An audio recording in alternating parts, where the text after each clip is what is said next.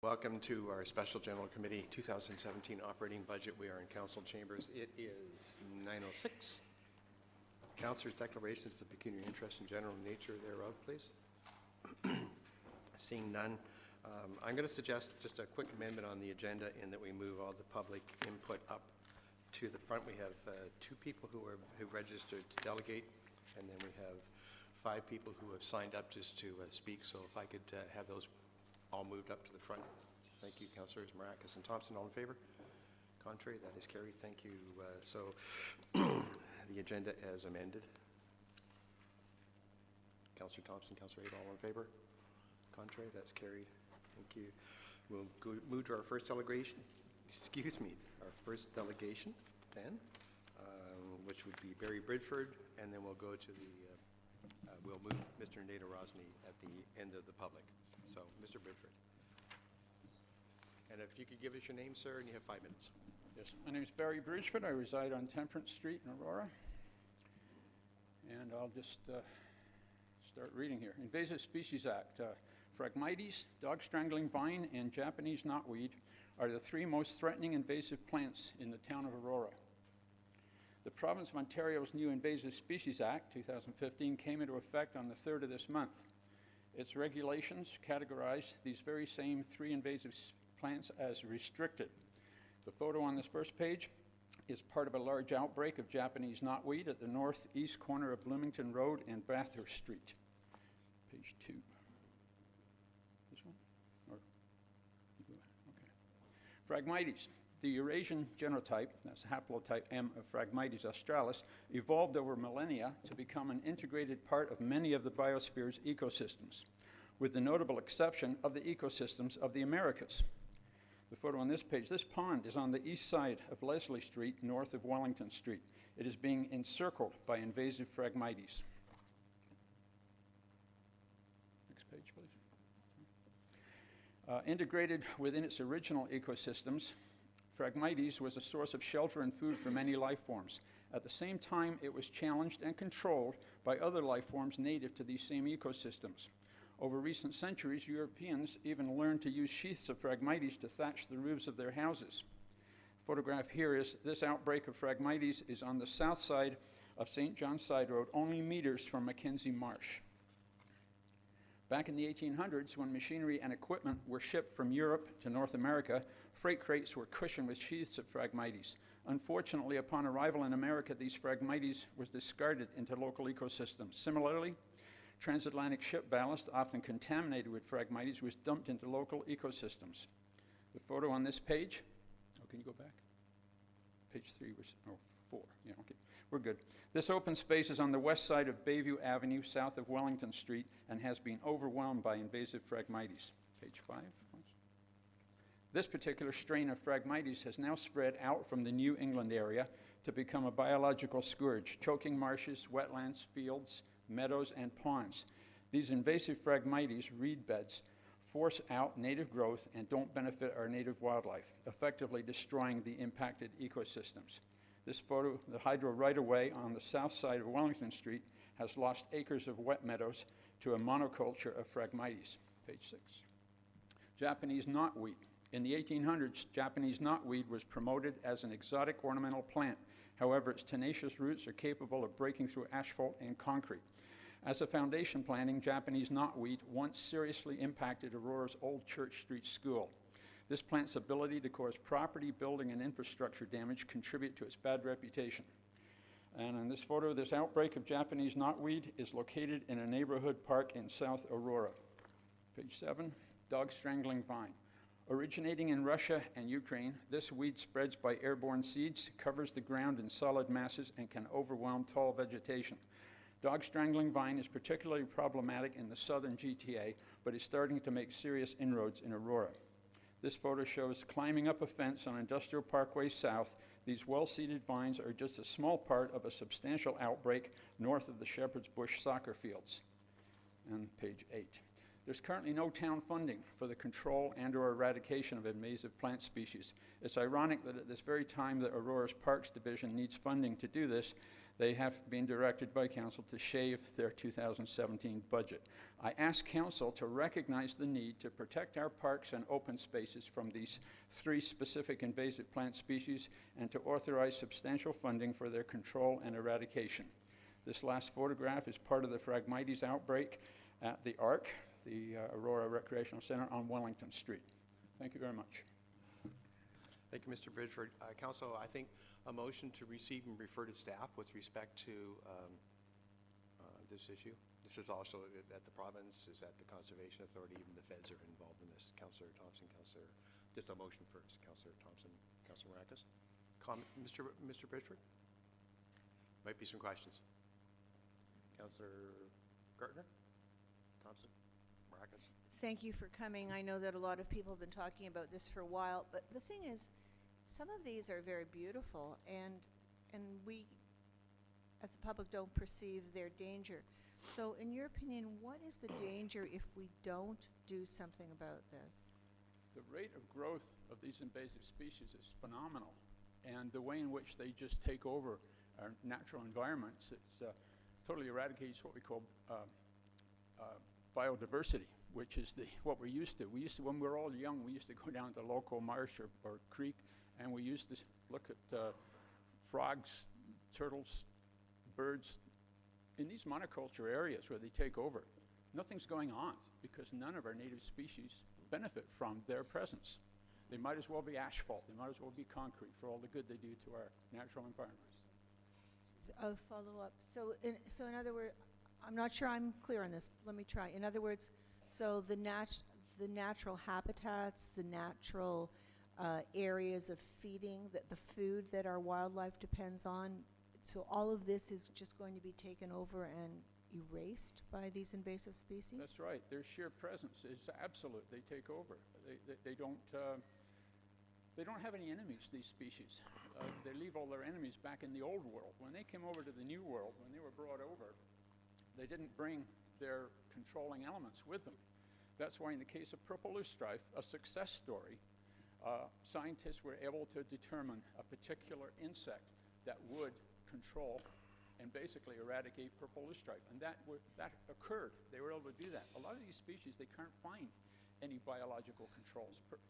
In Phragmites, there's only a couple of insects that maybe stand a chance, if they're successfully distributed, of reducing its spread by 1/2 or 1%. Minuscule. They spread. Phragmites, for example, spreads 6-8 feet a year because the rhizomes that they put out, they propagate by rhizome growth. That's underground. And as long as they've got groundwater, and their roots go down as far as the plants are above ground. When you see on Wellington Street the Phragmites standing up 6 to 10 feet, their rhizomes are that far down, sucking water out of the ground. Thank you. It's just a comment. It sounds to me like they're going to change our natural environment, eradicate our natural environment as we know it. So through you, Mr. Mayor, did you say that the region has a strategy for this? No, the MNR, MOE, the Conservation Authority, the region's doesn't have a whole lot of input, although Mr. Buchanan at the region has certainly spoken to it. It sounds frightening to me. Thank you for coming. Councillor Maracas. Any other questions? Thank you, Mr. Chair. Through you to Mr. Bridgeford. Barry, thank you for coming out. Yeah, you're very knowledgeable about this, and I know we've had an occasion to slightly chat about this on occasion. And I also did forward you what the Minister of Environment said during the AMO conference. I believe I put that up on social media, and I hope you did take a look, that they are looking into it. And I do realize this is a very important issue for the environment. I'm just wondering if you would, if you have the time if you're willing to actually come out to the Environmental Advisory Committee, because I think it would be useful for this presentation to be done to the committee itself, and for them to hear those thoughts and maybe kind of give some recommendations to council themselves too. So if you could do that, I'd really appreciate that. Maybe Mr. Natarazi, if you could make sure we set that up for the committee to have Mr. Bridgeford come out, that'd be great. Thank you, Barry. Thank you. Councillor Thompson, Councillor Abel, Councillor Kim, Councillor Tom. And thank you as well, Mr. Bridgeford, for coming out. It certainly has alluded to an issue that I'm sure many municipalities are trying to deal with. I just wanted to get some clarification. At the end of your presentation, you made a comment that that it's sort of ironic when you said that the Parks Division is directed by council to shave their 2017 budget. Can you, I guess, share with us where that comment came from? Did you hear it from staff? That or- was in conversation with a staff member when I brought up in conversation where can funding be gotten, for the town to do some extra work in this area. And that was the response. Oh, it's ironic. Right now, this morning as we speak, my priority is to shave the budget. I've been told to do that. Well, it's great that you're here, because I'm sure that we'll have lots of conversation about that comment. Thank you. I believe that was an overall comment with respect to our budget. Sure, but I wouldn't say shave the budget is the right terminology. We Oh, I talk would- about an I agree. accountability framework about are we doing the right things and are we doing things right? I agree. Councillor Abel? Thank you very much, and Mr. Bridgeford, I follow you on social media, and I know that you are committed to our environment, and I've seen this brought up. I am surprised that we have not been able to deal with it at this point. I have had conversations with the Arboretum, and they have brought this up as a concern going forward. I like that you come forward and tell us about this. It reminds me of other invasive species, zebra mussels. We're trying to contain the carp that's trying to get into the Great Lakes. It can have phenomenal destruction on our natural environment. And do you know anything, as the mayor alluded to the ministry looking into a strategy? Are you familiar with any of this? Well, the Invasive Species Act is basically their response to the concerns, and they've prioritized the 3 species I've indicated as restricted species. And it's not a highly detailed act. The regulations that were put out with the act this November 3rd indicate that there shouldn't be any propagation of these 3 species allowed.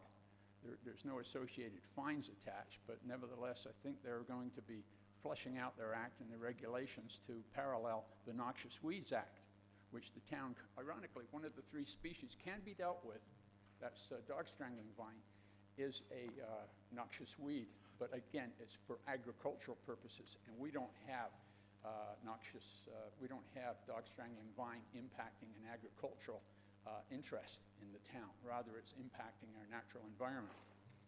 So we have the Act, the Invasive Species Act, as the province's initial response. There are protocols established by the MNR as to the chemical treatment of these species. There have to be, if you're going, it happened in the case behind the Tim Hortons Plaza here, not far from here. Behind that embankment wall, you'll see the dead reeds of a Phragmites outbreak. That was done through the procedure of a private contractor being hired by a cooperation between the Arboretum and the town. Now, that private operator, the protocol he has to follow is he has to submit a plan of operation to the MNR. And once the plan's been okayed by the MNR, they get a permit to proceed within the prescribed time frame, the application rate, the time frame, the return, follow-up spraying. So anybody, town employees included, have to, when they're looking at applying chemicals, they have to go through that same procedure of bringing up a plan and obtaining a permit from the MNR. So the MNR is set up to deal with applications for action. It's just the case that they're expensive, that the chemicals, the manpower, it's a money-based operation. And frankly, it hasn't been on our, the town hasn't really got at it yet. We haven't put the funding toward it. We haven't organized our operations toward it. And this case behind the Tim Hortons was a private operator hired for that specific one job. I remember that area behind Tim Hortons that you speak of.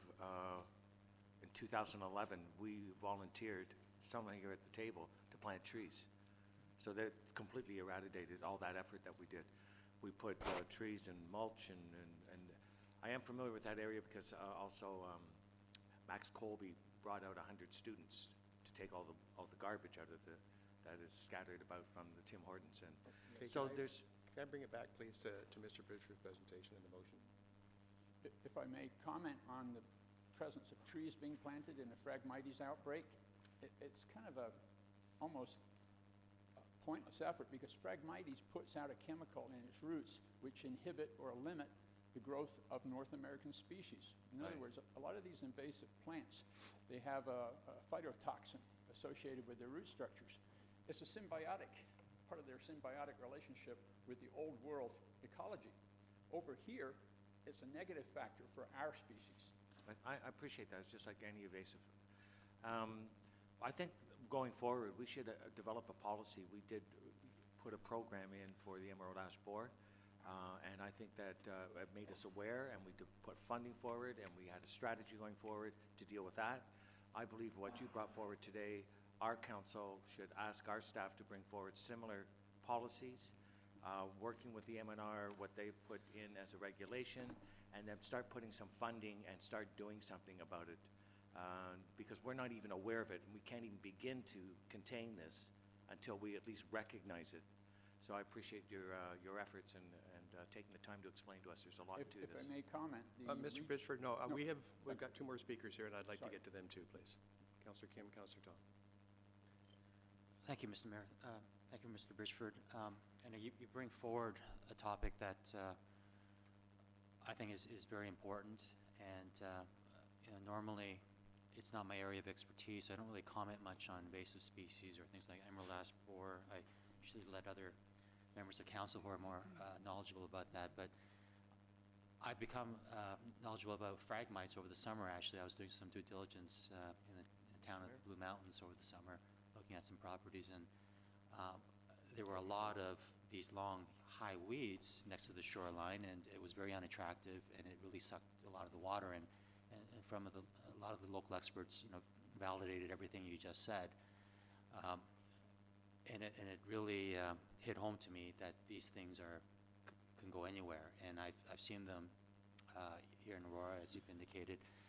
And given that we are creating a wildlife park, and I know the budget for that, it's been quoted around $1 million or so, or I'm not sure if I don't think it's been finalized, but I think number one, we need to protect our investment, and I think the wildlife park is vulnerable to phragmites.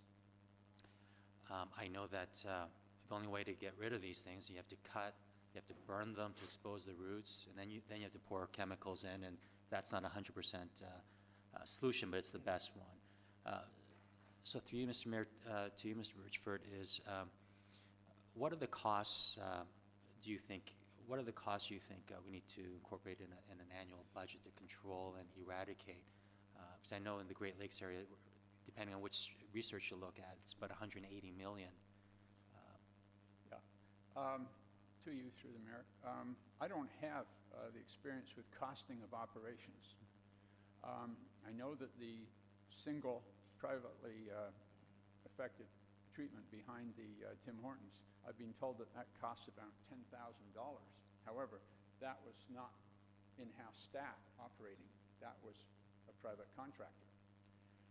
Education is an important part. The spread of invasive species is often done by uneducated people not knowing any better. I suggest that education and perhaps containment rather than eradication might be the first way to go. My suggestion is that if you have an outbreak, if you chemically treat the spreading perimeter and cut the existing, we're talking Phragmites here, cut the stalks off before they bear viable seeds, and then treat the perimeter so it doesn't spread, there'll be a fraction of the cost of eradication. Containment is what I suggest, along with education to the public. I still don't have a cost estimate for that. That would have to come from staff. Yeah, and I think another practical concern, those who are not environmentally inclined or think that it's not in their neighborhood, I mean, one of the common areas where phragmites show up is on intersections where these things can grow 15 to 20 feet high, and it really blocks the view in terms of when you're making your left and right turn. And I know in rural communities that's a big issue, and there are a lot of intersections here, especially in the eastern portion, where there's moisture in the intersections, and these things can go quite high and obstruct traffic views. And so I'm in support of what you're recommending, and I think it's something that we may not see on an everyday basis for a lot of Aurorans, but it's something that we need to take into consideration, especially with the Arboretum and the wildlife park that we're trying to create. We need to protect our investment and for safety issues as well. Thank you, Councillor Kim. Councillor Tom. My question was answered. Thanks, Mr. Mayor. All in favor of receipt and refer? Please. Contrary, that's good. Thank you very much, Mr. Bridgeford. It's certainly an issue that we need to concern ourselves with. Thank you so much. We have up next Ms. Helen Roberts. If you could give us your name and address, and you have 5 minutes. My name is Helen Roberts. I live on Parkland Court here in Aurora. Good morning. I'm here this morning to support the budget request for the Aurora Museum and Archives.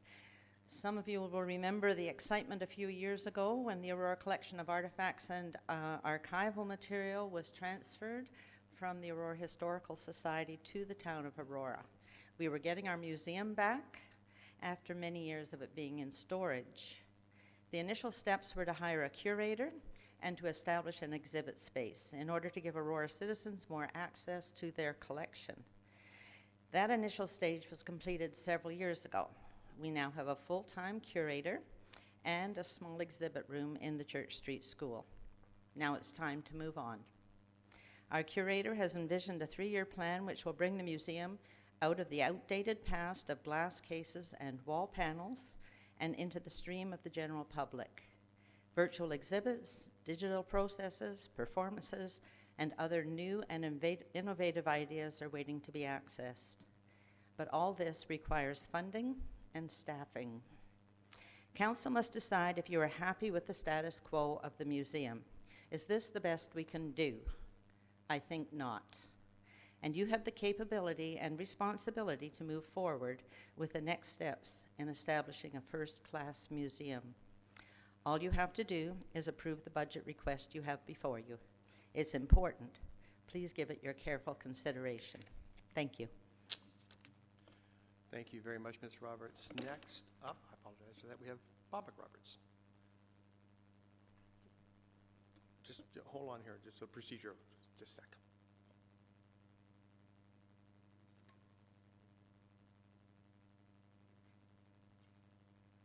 Council, just to be clear, we'll receive all the public input at once. Mr. McRoberts, if your name and you have 5 minutes, sir. Mr. Mayor, councillors, and staff, my name is Bob McRoberts. I live at 76 Catherine Avenue. This morning, Director Downey is going to ask again for more staff for the Aurora Museum and Archives. The time has come for this request to be fulfilled. A small museum can operate in a small town with 1 staff person. The Historical Society did that for 3 decades. However, Aurora is not a small town anymore. The Aurora collection keeps growing, and as Aurora grows, more people are interested in their town's heritage. Back in 2012, Director Downey and AHS curator Catherine Richards spent over a year traveling to 5 municipally run museums, researching and preparing a very detailed, intensive report. In February of 2013, they presented their findings to council. The staff recommendation was to start the town-operated museum with 3 full-time staff, and within the first few years grow to 6 full-time staff. Council decided 1 was enough. That was almost 4 years ago. Our museum still has only 1 staff person with a very full workload. The Aurora Museum and Archives curator presented her wonderful 3-year plan of goals and strategies at the AHS AGM in February of 2015. The presentation was also shared with council. Much excitement was created. It was great to hear the fresh ideas about what our museum could be. The Museum and Archives curator workload has been increasing. There are a number of grant applications in the works. The curator is to act as advisor for the implementation of the Aurora Cultural Master Plan. With the town's partnership with the Aurora Sports Hall of Fame comes an ongoing increase of artifacts to the Aurora collection and a need for the curator's off-site input at the SARC. With that comes an automatic increase of awareness and interest in the town's heritage. Yes, some of the duties can be done by volunteers. I've been a museum volunteer on several occasions. However, volunteers often have no training. Volunteers are busy people who cannot necessarily make a commitment of time or availability. Perhaps it's time for some creative staffing. Perhaps there's another town-run entity with more staff than is needed, and a shuffle of sorts could be done. A productive municipally run museum needs sufficient, dedicated, and trained staff. The staff recommendation for far more than one staff person came almost 4 years ago. Please don't push it away again. It's time for Aurora Council to make a commitment to properly staff the town museum and archives. Thank you very much, Mr. McRoberts. Appreciate you coming out. Next up, we have Mr. Ron Weiss.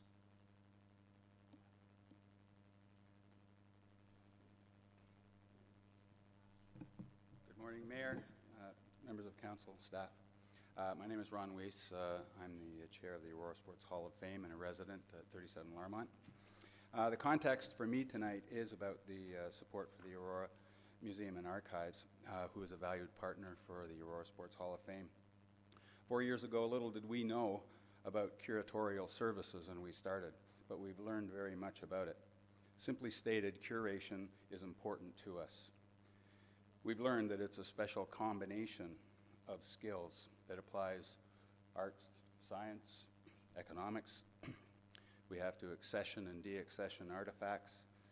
We have insurance that needs to be to protect these valuable artifacts.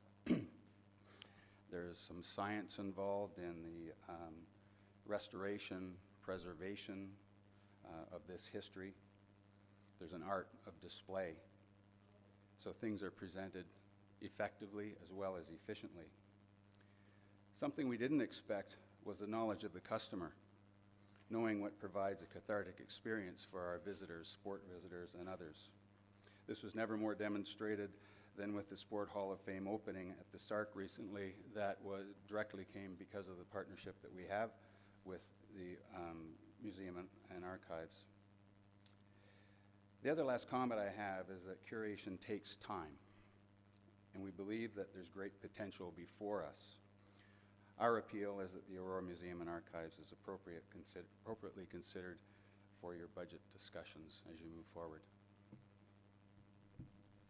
Thank you very much, Mr. Weiss. Next up, we have Nancy Black. Good morning. Nancy Black, I'm the Executive Director of the Aurora Sports Hall of Fame, and when Ron came up to speak, I was worried that our presentations would overlap. Of course, they do on one level, but I hope to cover other ground for you. When I first took the job at the Hall of Fame as a project manager, one of my responsibilities was ensuring we carry out the components of the Trillium Grant. Two of those important deliverables, which Trillium paid for, and our curator at the time carried out, were to digitize a number of sport artifact images and to identify the gaps, those missing artifacts, details, and photos in the Aurora collection vis-a-vis our sport heritage. That work was started, but it's not done, and in a way it opened a Pandora's box. We have more work to do. When I say we, the Hall of Fame, and in collaboration with the Aurora Museum and Archives. Because the Aurora Museum and Archives is now the official repository of the Aurora Sports Hall of Fame collection, and building this town's sport heritage collection therein is a priority of ours. Hopefully, with the help of the Aurora Museum and Archives, the Hall will be able to actively outreach to the public so as to get more valuable sport artifacts to fill those gaps in the collection, and neither of us can do that alone. Cool thing is we're not alone. The Aurora Museum and Archive has already been, as Ron mentioned, a key partner in the Hall's success. During the year of sport, which unbelievably was just last year, our symbiotic connection, there's the use of the word symbiotic that I'm trying to impress you with because of that wonderful presentation. I too use the word symbiotic. Our collection led us to collaborate with Shauna and the Aurora Museum and Archives on the amazing Legacy of Sport exhibit in the museum and the 52 Pick Me Up card project, which is now featured at the SARC. Two great programs that showcase our town's heritage. Speaking of the SARC, as Ron mentioned, the partnership with Shauna was paramount to the success of the grand reopening. Her insight and support were invaluable to the Hall's move and surely will be to its future success. No sooner had the last element been screwed to the wall that Shauna and our curator Michelle and I rubbed our hands together and said, let's do more. And that brings me to my last statement. Shauna has used a catchphrase or a slogan that has caught my attention, and I hope I get it right, so that you too are intrigued about the possibilities. She says that she wants to bring the museum beyond the four walls, the town as museum. I love that. And imagine having someone like that in your midst who is itching to do great things to honor our town's history. Help her do that. The Hall of Fame is a proud partner of the Aurora Museum and Archives and supports its growth. Thank you. Thank you very much, Ms. Black. Corey Clark, if I got that correct? Ms. Clark, if you give us your name and you have 5 minutes.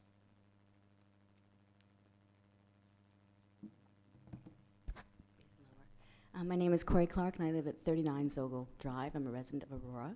I'm here on a little bit of different thing because I'm kind of a citizen who has suffered an injury. So I had some time on my hands to volunteer through all the great arts organizations in Aurora. I was doing marketing for Theatre Aurora. I've done volunteer for Hillary House. I've also sort of instigated a couple projects with the Cultural Center and also with the Museum and Archives. I'm also from a recent resident, moved from Vancouver to Aurora, and I'm in film and television media for about 30 years and had my own business. So I look at it as a very different thing. I believe personally that parks, recreation, culture, even business innovation, in alliance all work together. So, you know, it's only been 3 months, and it's been a very exhausting 3 months to volunteer for all those organizations and hear very many points of view.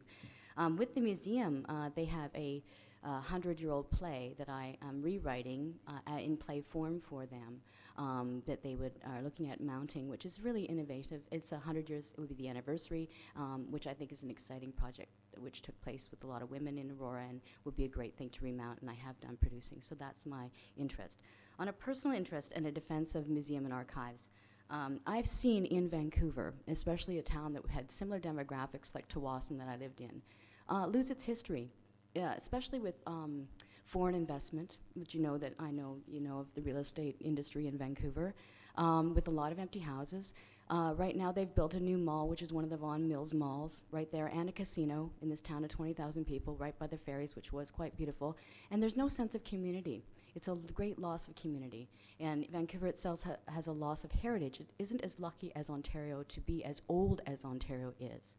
In that respect, why I'm here speaking too is that I go to a lot of auctions at Pottageville and Uxbridge, and I see your heritage laid out on tables, sold to people who work for eBay or who are pickers and sellers. I see things from St. Andrews College, and I see things from the Masons. I see things, the heritage photos, all of the town, from the town of Aurora all the time.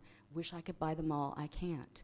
I think you're missing an opportunity with development and lots of new communities and that to actually keep your heritage, invest your heritage, your culture, your sport, everything in new communities, people that come here, and teach them who they are. And I think you're losing it personally just on all these tables I see, and it's very sad. So as a citizen, if I can be part of that and branch with everybody and keep that innovation alive and keep the old with the new, that's my very vested interest in helping this town do that, because it's a beautiful town, and it is sad to see war medals, sports things, all sold off for $1 or $2 at these tables, and better in a collection for you than it is for someone on eBay, you know. Thank you. Thank you. Last is Mr. Greg Smith.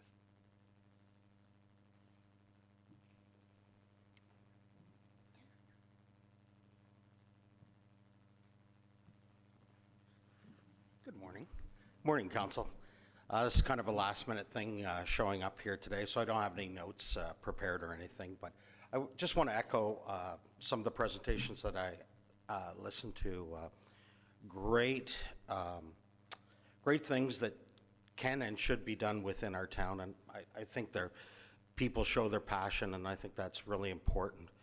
I'm going to talk a little conversely on where that money can come from. And part of my concern is, I saw a presentation recently stating that there was a 4.1% growth of money. So I look at it as I produce a magazine, and it's a not-for-profit magazine, so we don't make money. I got 4% more subscribers.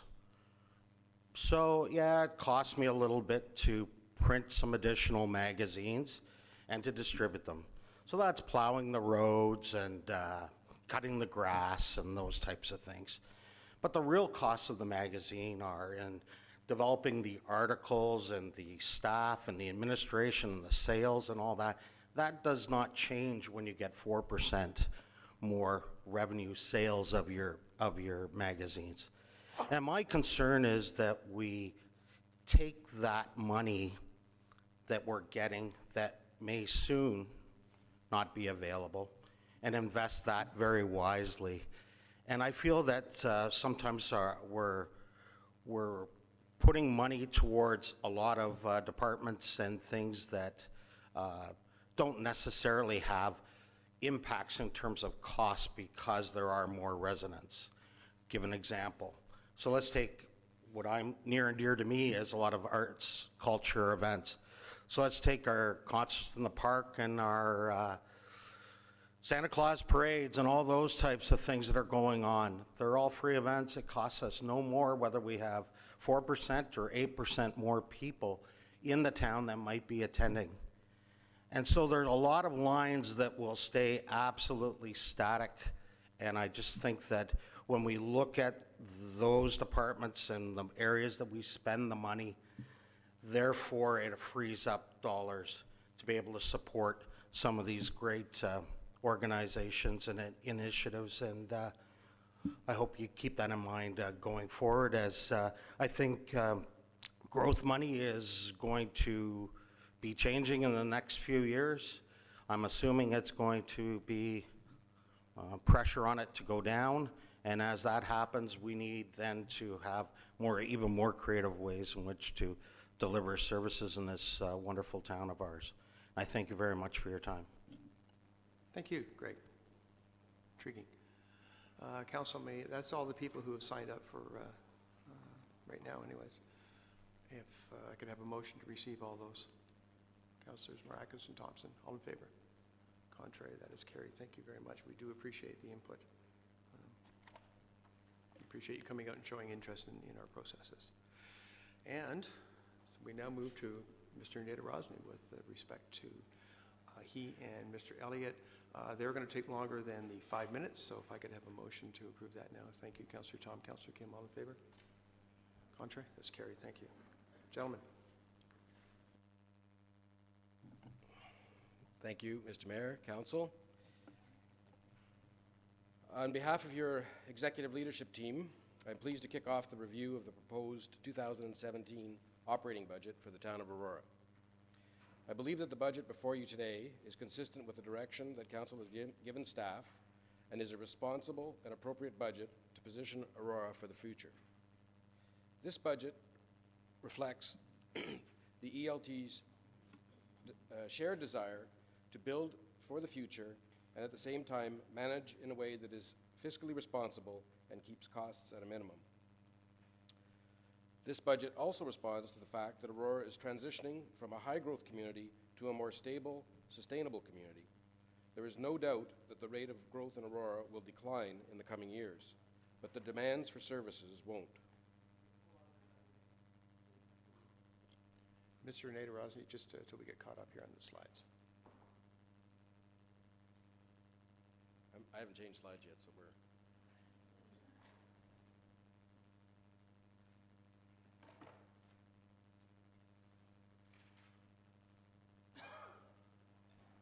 Good to go?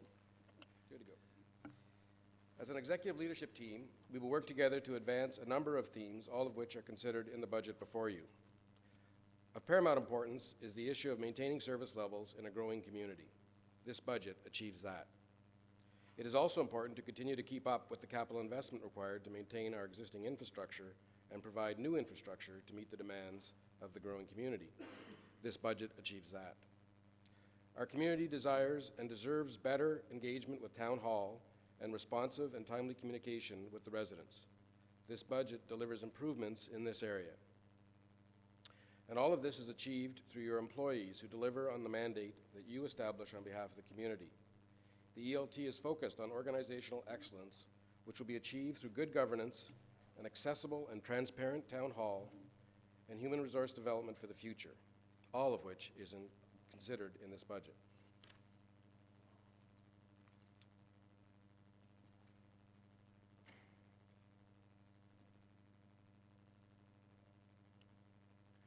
Thank you.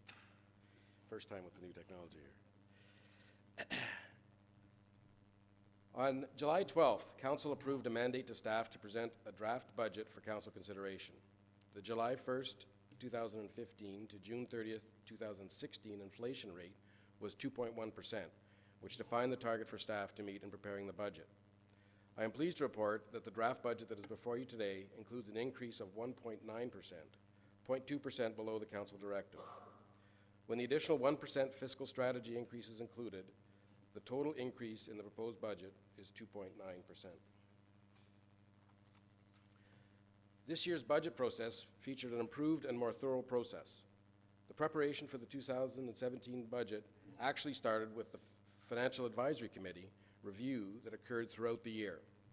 The FAC reviewed the Parks and Recreation and Infrastructure and Environment budgets in detail.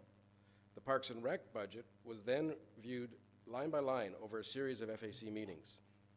IES will undergo the same thorough review when the work of the FAC resumes in the new year. The FAC review resulted in the right-sizing recommendation that is built into the draft 2017 budget. I'll speak more about right-sizing in a few minutes.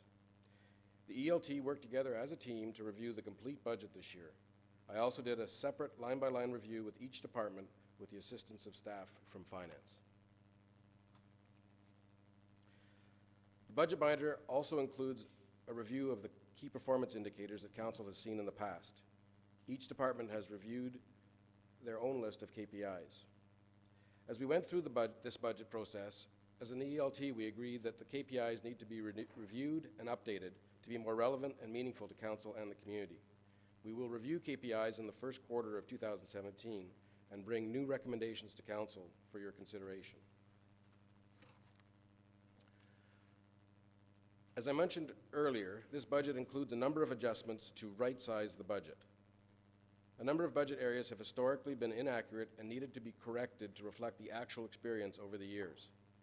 There is detailed information on the right-sizing adjustments that are included in the budget, but some key items include adjustments to utility costs to reflect actual costs experienced, adjustments to contract expenses in some areas to compensate for the cost of maintaining service levels, and adjustments to the costs, adjustment of costs supported by building services to reflect organizational changes and establish a more appropriate allocation of expenses related to the building permit process.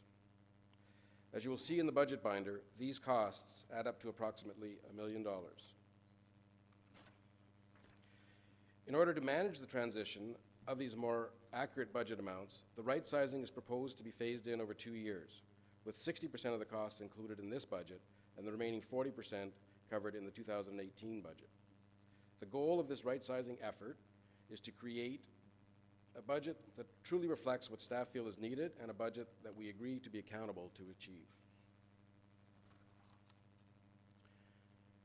In addition to right-sizing, the budget before you deals with other pressures. The proposed budget maintains the service levels that Aurorans have come to expect. This is especially true in our parks maintenance and capital program pressures, where additional staff resources are proposed. At the same time, we are budgeting and planning for decreases in supplemental tax revenues and other revenues related to new development. Finally, the budget also includes allowance for inflation and contractual obligations for 2017. There are a number of additions to staffing in the proposed budget. Every staffing increase is detailed in the budget binder with a separate page on any new position or proposed increase in hours. This will enable Council to easily and transparently see each proposed addition. ELT members are prepared to speak to any items that pertain to their area of responsibility as we go through the budget today. Where the increases are proposed to maintain service levels, they are already included in the 1.9 increase that is tabled today. If the increases are related to an increase in service levels, they are not included in the budget, but are listed as options for Council's consideration. As you will see in the details, if all the options were approved by Council, a 0.5% increase beyond the proposed 1.9 would be required. Once we have gone through the details of the budget, we propose to have Council vote on options with a weighted and ranked view of all options. This will allow for an easy way for Council to finalize the items that you want to see included in the final budget. To illustrate the impact of the current proposed budget and options, in the budget as tabled with no options approved, the average Aurora home valued at $770,000 would see a $50.07 increase in property taxes. If all the options were approved, as proposed, the increase would rise to $61.94 for the same property owner. Whatever the outcome of Budget 2017, one thing is clear. The preparation of the 2018 budget will begin in January. The 2018 budget will include the remaining 40% of right-sizing, as well as allowing for the continuing decreases in development-related income. When it's all said and done, staff are committed to tabling budgets that reflect an initial inflation plus 1% going forward.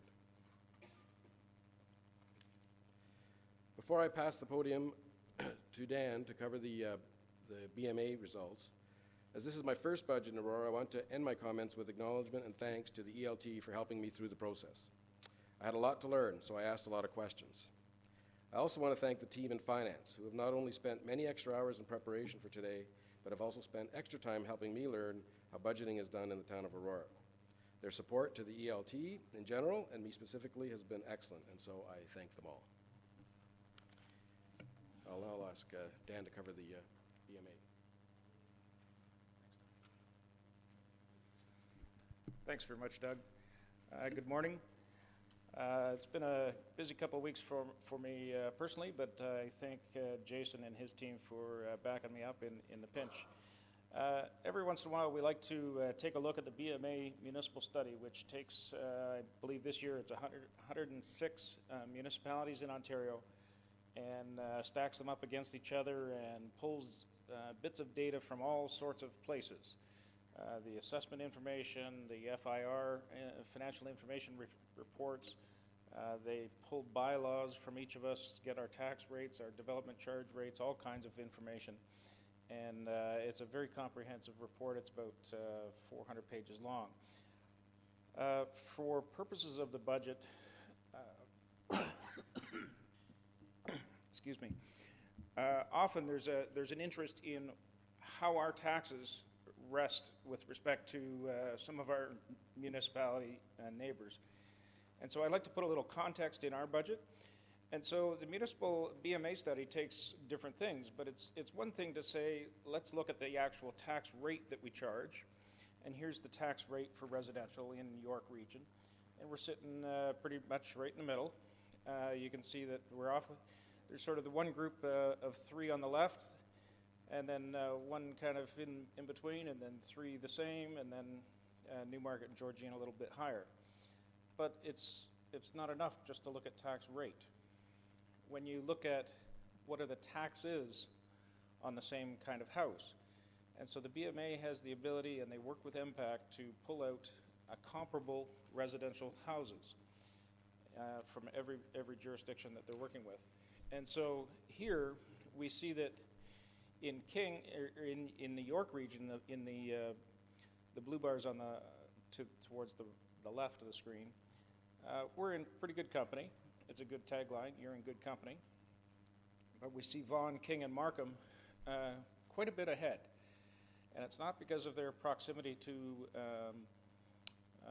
the GTA, or the City of Toronto, or for Vaughan and Markham, because Richmond Hill is to the left of us on this graph. It's related to assessment, but it's also related to their overall level of taxation for these properties.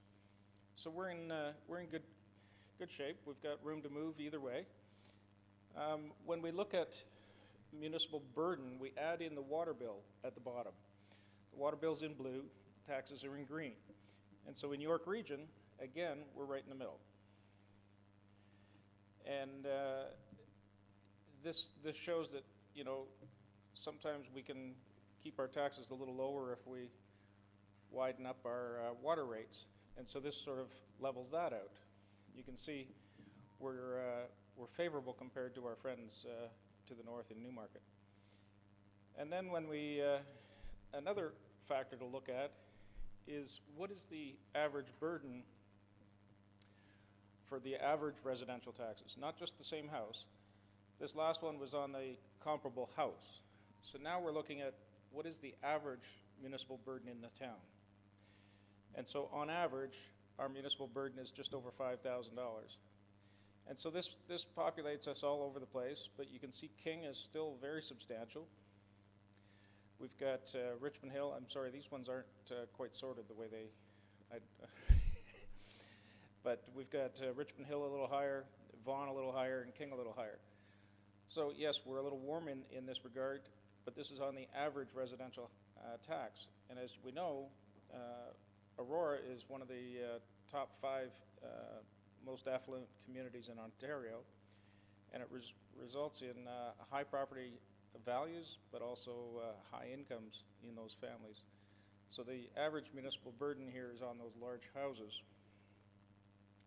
But then we compare it to the percentage of household income, and this sort of goes to affordability. Again, it's averages. There's going to be people that have difficulty affording the food for their table, and we know that, and there's programs for that. But in Aurora, we have a very favorable total municipal burden as a percent of household income. And these are just facts that are pulled out, and it helps set some context for the rest of the day. And so I hope that this is helpful to you. I'd be happy to answer any questions that you may have. Thank you, Mr. Elliott. Councillor, could I have a motion to receive the presentation, please? Councillors Kim and Tom, any comments or questions for either Mr. Elliott or Mr. Nader-Rosny? Councillor Marcus. Thank you, Mr. Chair. Through you to Mr. Elliott, thank you for the presentation. It's just kind of a comment. There was an interesting stat that came out of the U.S. elections, and they constantly spoke about the fact that there was actual job growth within the last 8 years. I think it was something like 3.4 million jobs have been created, some in and around there, whatever it was. But when they broke it down and they looked at the numbers realistically, and they saw that out of that 3.4 million, I think it was the majority was college educated. That basically people with a college education degree were the ones that the jobs were created for, and only out of all that 3.4 million, only 80,000 jobs were created for the people without a college degree. And so my point is I think sometimes when we look at this data and some of these stats, we tend to forget the average person, the average resident. And so I think that's an important factor to look at going forward. Anything else? Councillor Thompson. Thank you, Mayor Daw. Certainly appreciate the presentation from Mr. Nader-Rosny and Mr. Elliott. Just a quick question with regards to the utilization of the BMA study. You know, we've certainly seen it year after year. The town also participates in the Municipal Performance Measures Program with the government. It has its own set of statistics that we submit year after year. One of the ones that I particularly like to look at is the one that speaks to governance as a cost of our overall budget. And I think there's some relevancy there to look at it as a comparison to the other York Region municipalities. But I guess through you to Mr. Elliott. Mr. Elliott, is there any particular reason why we stick to the BMA study as opposed to also showing statistics from the MP program? Mr. Elliott?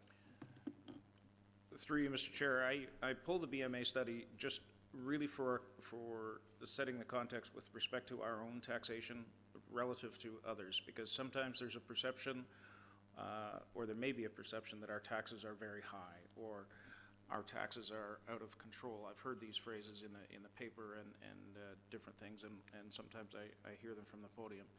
And so I think it's my selection of those slides and that particular data is targeted specifically to that issue. How are the town of Aurora's taxes relative to the taxes in other jurisdictions in the nearby communities?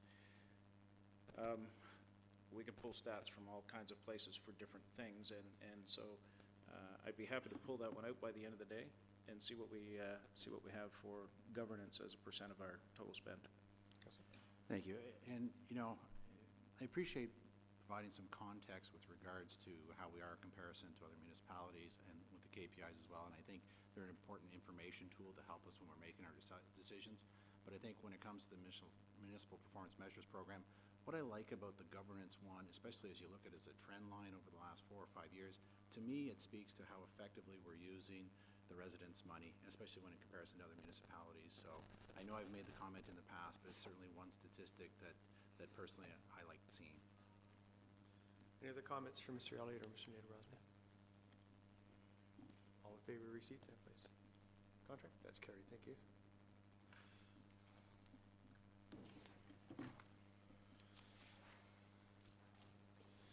Mr. Elliott, want to just give us an overview of moving forward today? Just remind us how we've done it in the past. And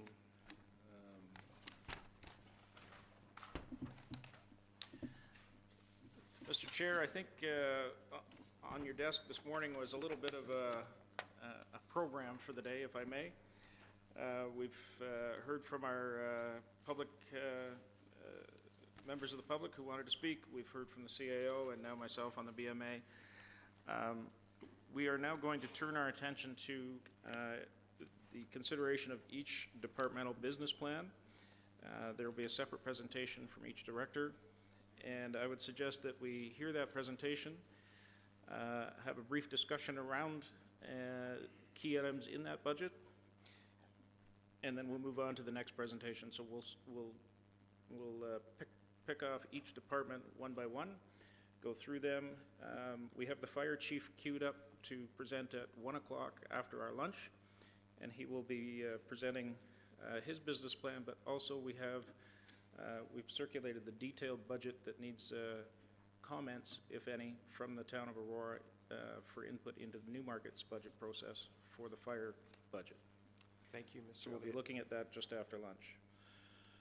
And then once we get through all of this, if we have time before 4 o'clock, I think it would be important to look at the budget options section of the document, look at those, come to understand them, maybe have some discussion about it, and I think Doug would like to speak to us about that. I don't believe that we're going to be making those decisions today, though. I think it's important to understand those, think about it. Next week, we've got Library, Cultural Center, and the Historic Society coming. The week after that, we can come back to look at these budget options and perhaps some decision-making on that. Thank you, Mr. Elliott. Just before we move on to that, do you have any input? There was in the public consultation. Do you have anything in terms of information that's been submitted to you, either calls, emails? This year in our email, we have not had even spam. Last year we had spam, somebody trying to sell us wallets from China. This year we've not had any. And last week I showed you the results from the Citizen Budget Survey. I have the details of those for anybody that really wants to dive into those details. You can catch me at the break. I've got printouts of those. Thank you, Mr. Elliott. Councillor Abel? Thank you, Mayor Daw. We had a number of people come forward and take some time today. Is there any way we can indicate to them if we're going to address the museum today, or when we would be able to let them know when we are going to talk about those items? Mr. Elliott? There are, in the budget options section of the binder, there is opportunity for council to consider additional spending for service level increases in the cultural services area. And so we will get some overview of those today, but won't be making decisions tonight.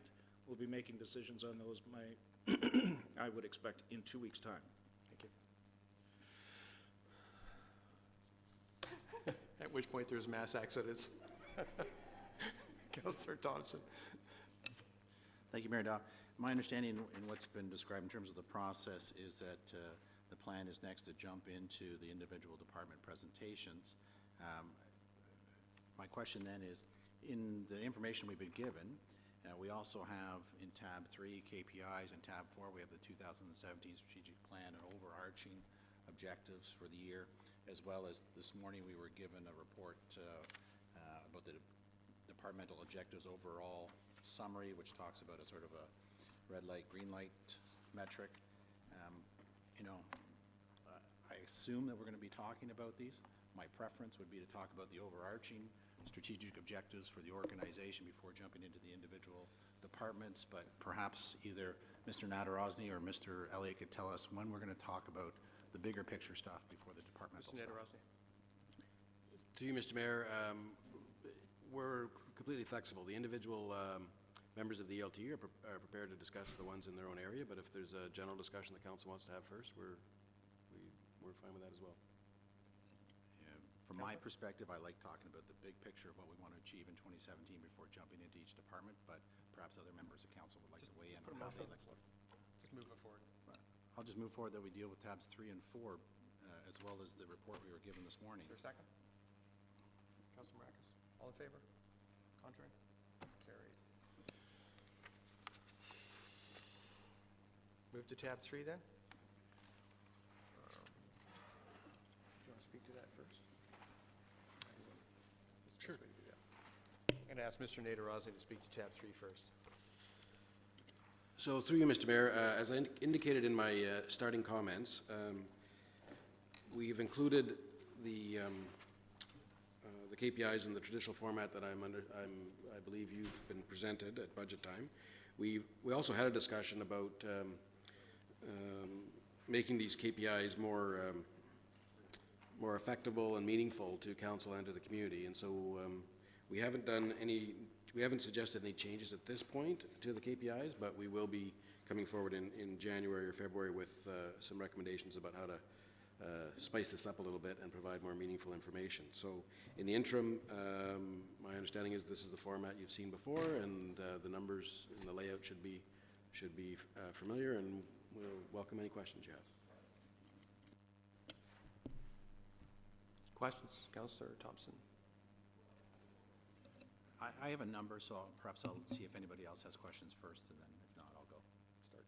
So it's always been my preference that when we're given KPIs or targets to also indicate, sort of as a year in review, how successful we are in meeting them. So as part of my own process, I like to look at last year's budget, I like to look at the targets we set in last year's budget, and I like to look at the strategic objectives we set, and then compare with what we achieved in the current budget.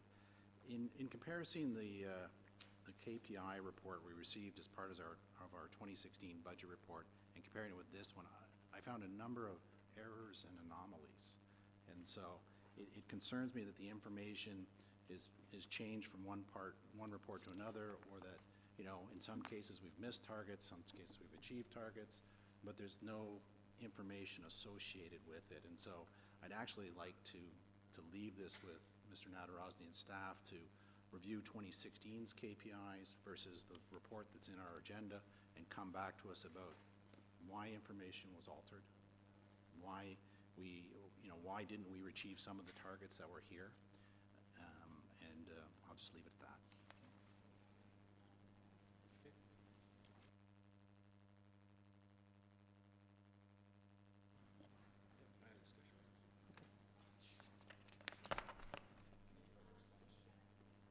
Mr. Nadarozny's.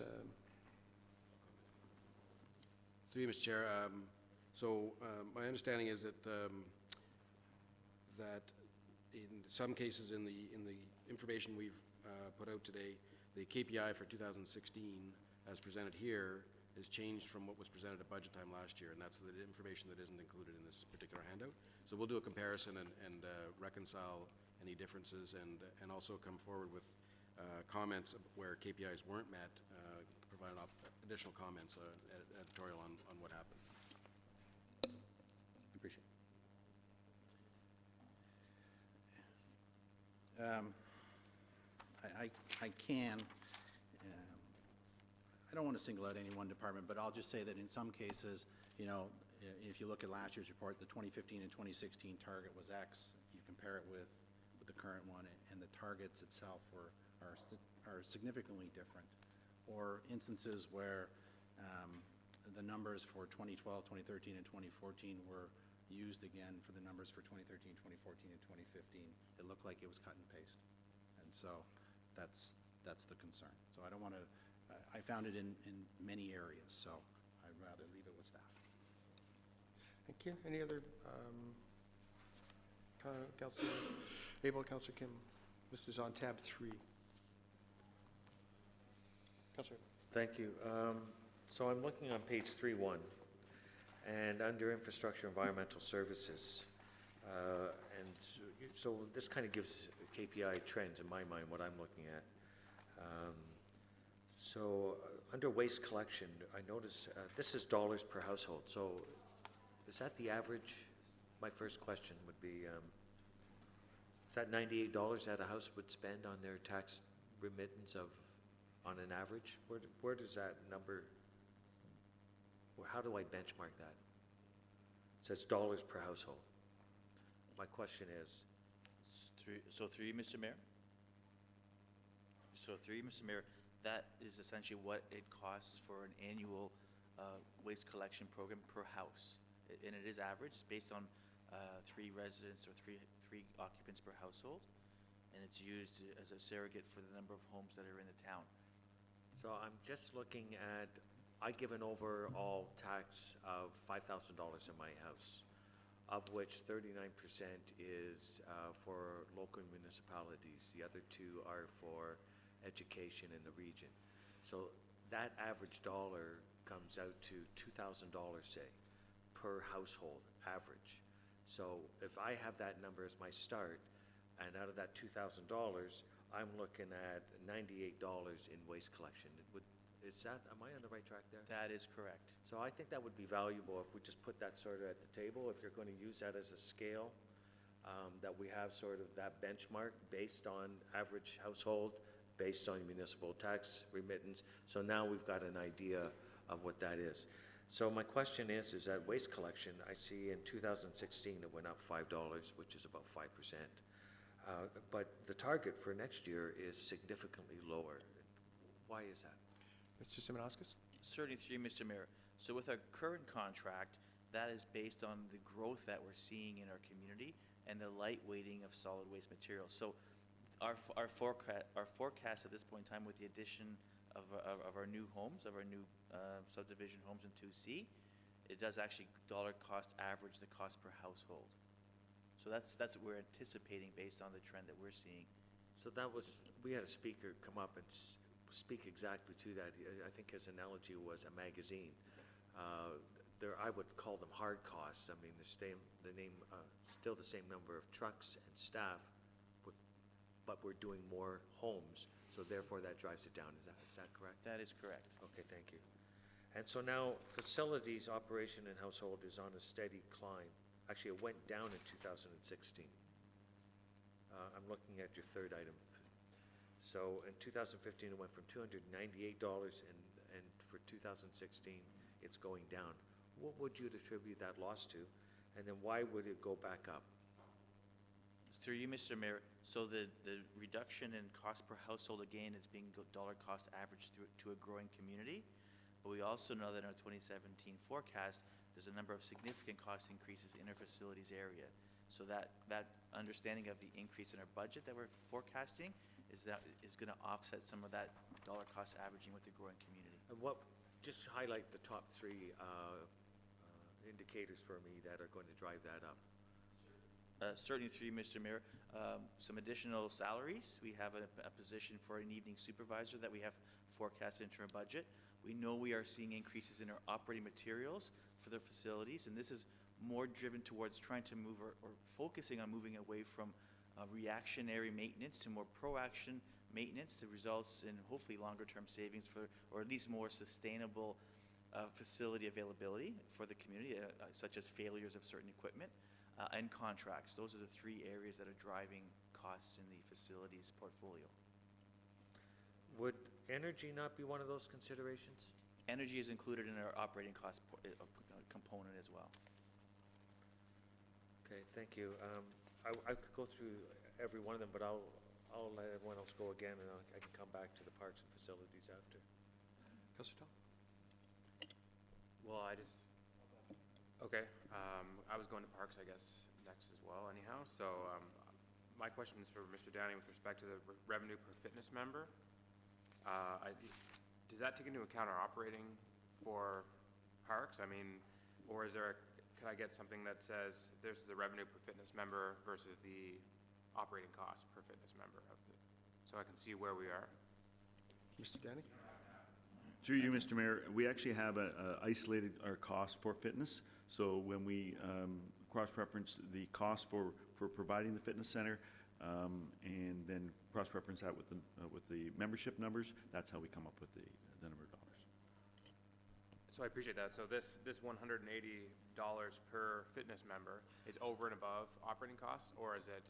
I mean, what I'm trying to find out is if our operating cost per fitness member is $200 and our revenue per fitness member is 180, or is this a gross figure or a net figure? I guess is what I'm asking. Through you, Mr. Mayor, it's a gross figure. It's not a net figure.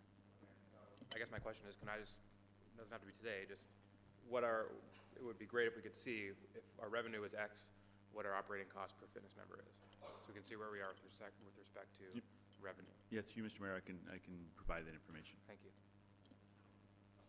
Councillor Gardner? Oh, Councillor Kim is. I'm sorry, Councillor Kim. Apologies. Then Councillor Gardner. Sorry. Thanks, Mr. Mayor. One of the things about KPIs that are important is our benchmarks. And, benchmarks keep our competitive juices flowing. We want to always beat the benchmark, and no matter what industry you're in. The last couple of statements, I think it was PowerStream or Enbridge, they now indicate, I think they have something here in that they give you, they rank you with something like 134 homes, comparable homes in your street or your neighborhood, and I was like number 35, and I thought, wow, there's 34 houses ahead of mine, and then the following quarter I was number 31, and I felt really good about myself that I'm doing something right and I'm beating somebody else just because I'm competitive, even on saving. It's not necessarily the saving a few cents, but so one thing that I would like to see is in this section is to have a comparable and a benchmark with other municipalities. I'm not sure if they have the same KPIs like road operations per dollars per household or percentage of fitness membership retention. They may not have the same KPIs, and so perhaps we should look at the KPIs sections of other municipalities and see are there some common denominators that we can see so that we can compare and have a benchmark so that we can be kind of competitive, and I'm sure they don't have these KPIs there if it's not of value to them. And I'm sure because we're all in the same business, we're serving residents, these KPIs would be of benefit to us as well, and vice versa, I'm sure. So I think in the future, if we could have some kind of more comparables, doesn't have to be on every single KPI, but some KPIs that we could benchmark of and try to excel based on that. And another comment and recommendation would be in terms of the assumptions. When we have future targets, normally in a report, report states in terms of what the assumptions were in attaining those targets for 2017 or 18. And so, if we could have some footnotes underneath the tables in terms of, if I go back to, number of annual participant hours for special events, or any of the other categories for 2017 or 2018 in the future, just to add some assumptions so that we know, what were some of the criteria used to build those targets. Yeah, thank you. Thank you. Councillor Gardner. Thank you, Mr. Mayor. Through you to Mr. Downey. Mr. Downey, perhaps you could help me understand, under percentage of fitness membership retention, the percent was 67 for 2015 and remains the target for 2016 and 2017. And then when you look below the revenue per fitness member, for 2015, although we have the 67 figure, it leads to $157, but in the years 2016, 2017, it goes to 180. I'm just not clear about how you came about that. Mr. Downey. To you, Mr. Mayor. As revenue per fitness member has suffered an anomaly in 2014 with the closure of the fitness center. So that caused some skewing of the numbers. And to Councillor Thompson's point, one of the areas that I checked into was making sure the accuracy of the numbers, and they've changed slightly. So we did see a sizable drop in the revenue per fitness member in 2014. It went from our benchmark in 2014 prior to the closing of $217.44 down to $113. So we had some difficulty. We did not maintain numbers with regards to retention because we offered opportunities for people to put their fitness members on hold. So there's that information it's not available, and that's why it says NA there. We had a target of, when we reopened the fitness center, of retention of 65, and we actually achieved 67. So that was a good number for us.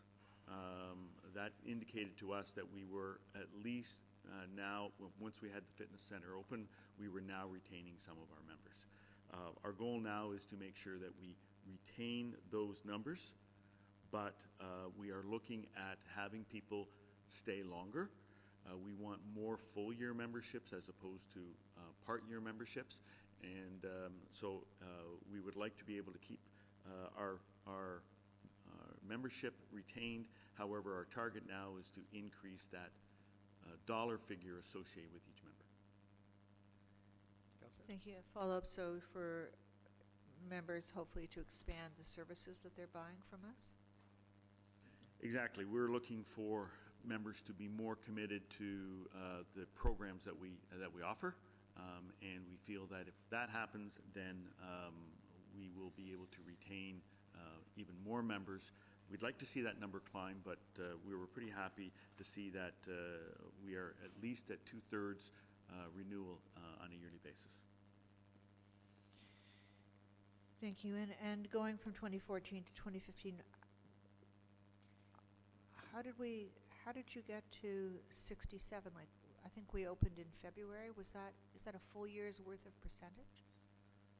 So through Mr. Mayor, yes, the numbers offered were from March. I believe we opened in March of 2015, or back into the leisure complex. So those were from March until December of 2015. Thank you. Just a comment. I'm actually surprised to know that the figure for 2015 and 2016 projected are the same, because there would have been a big adjustment there with respect to us attracting members back to, and new members to the leisure complex. Just a comment. And did you say in 2013 the figure was 200, I thought you said $217 revenue per fitness member, and I have $113.91 in my chart? Through you, Mr. Mayor, that's correct. It goes to Councillor Thompson's point that some of the numbers are incorrect. And so I apologize for that. But certainly wanted to give you the right information now. And it is numbers that we are going to be verifying. But that was definitely an error on our part. Thank you. Councillor Tom.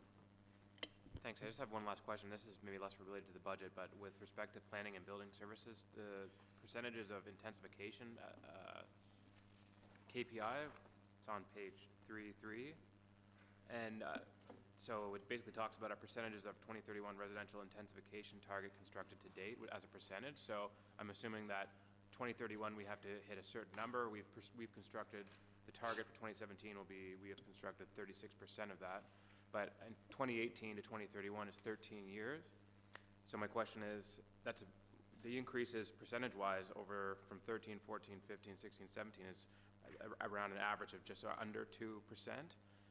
But to complete the targets, we'd have to have a percentage year over year of around 5%. So my question is, are we looking at that, or is there an explanation as to why our targets are so conservative now, but we have to meet 64% of our construction in 13 years? I just want to know if you have any comment on that. Mr. Muno? Certainly, through you, Mr. Mayor, This measure is the amount of, I mean, our goal within the regional plan was at 34% intensification for the town of Aurora. The growth plan target of, the numbers keep bouncing around, it was 50 or 60. I haven't projected out that far, but again, as we get more development within our current built boundary, that intensification number should increase. I'll have to take a look at with respect to, you know, at what year, what is our threshold year with respect to meeting that 50 or 60%. Thank you. And so just so we can all, I can be clear anyhow, so this percentage, if we have to have 50% intensification, is this 36 out of 100 or is it out of the 50? Just so our goal is to get this number to 50, not 100. Through you, Mr. Mayor, I mean, that's correct. This number Okay. really Oh, sorry, I didn't mean to cut you off. no, this refers to in any given year, the amount of development. Say we've seen, you know, 1,000 lots, the number that has occurred within our built boundary. So it doesn't include the 2C area or portions that are not within our current built boundary. Councilor Marcus. Thank you, Mr. Chair. I just want to follow up actually on that through you to Mr. Ramuno. Let's take, for instance, the condo building that's being built currently on Yonge Street, just north of Wellington, the central one.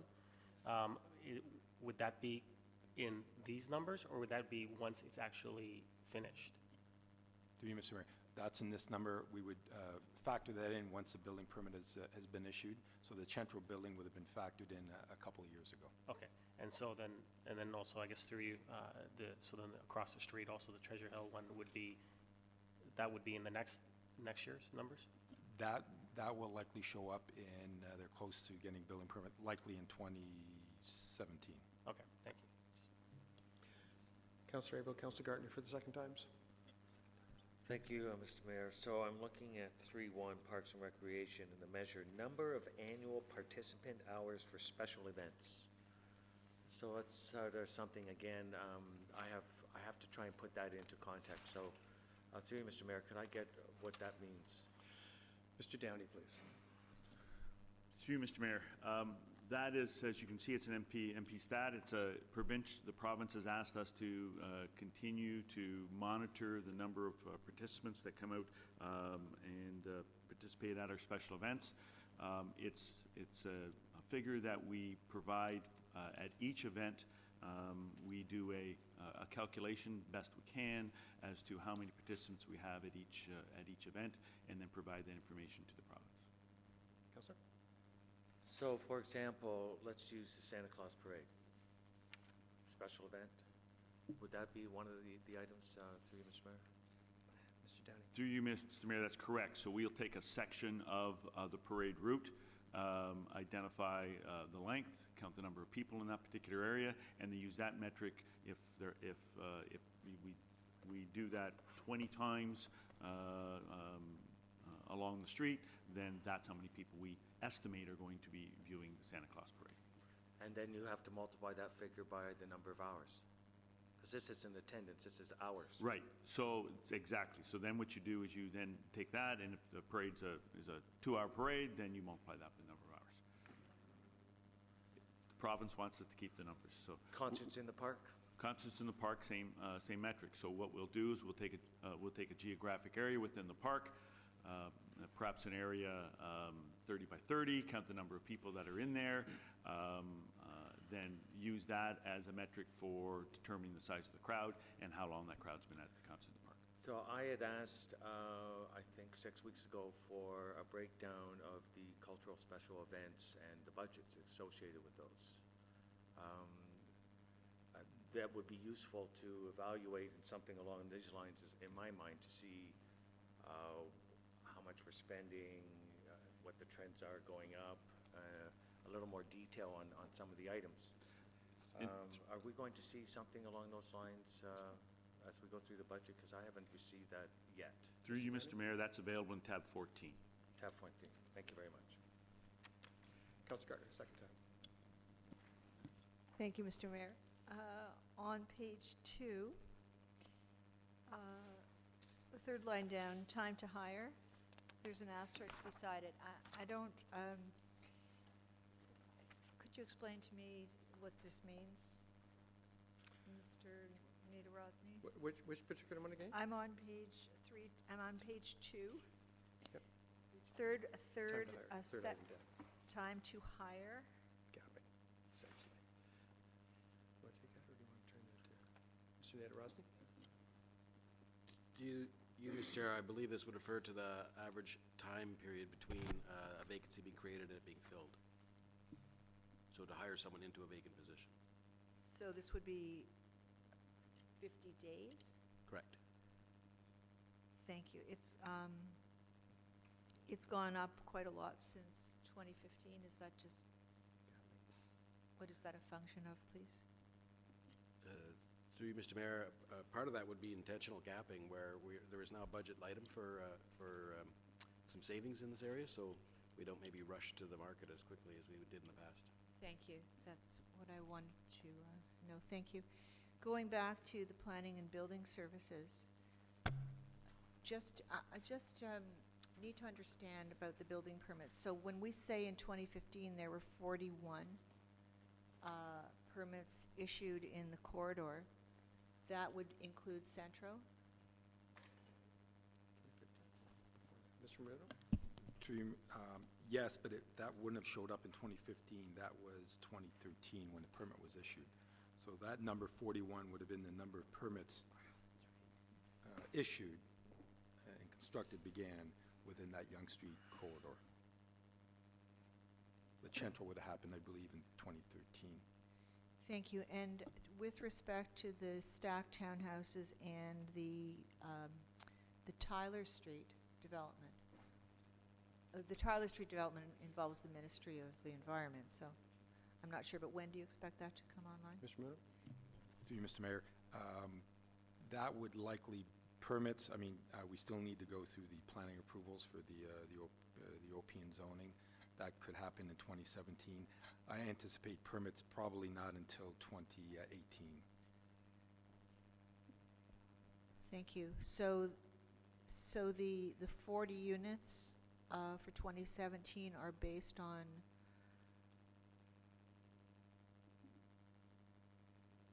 through you, Mr. Mayor? Mr. Moreno? Certainly, through you, Mr. Mayor. These are based on, I believe we identified probably some of these infill within that corridor, and it may also include the George Street condo building.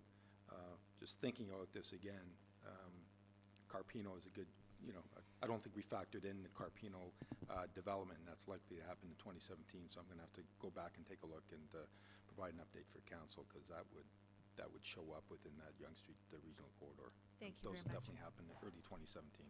Thank you. Thank you, Chair. I'm just going to throw a quick comment. So through you to Mr. Ruinos, I guess it's safe to say that we're probably going to see a spike in those two numbers in the next couple of years. Thank you. If that's all the comments in this item, then I think a motion to refer back to staff for verification of the numbers would be appropriate. Councilors Maracus and Gartner. All in favor?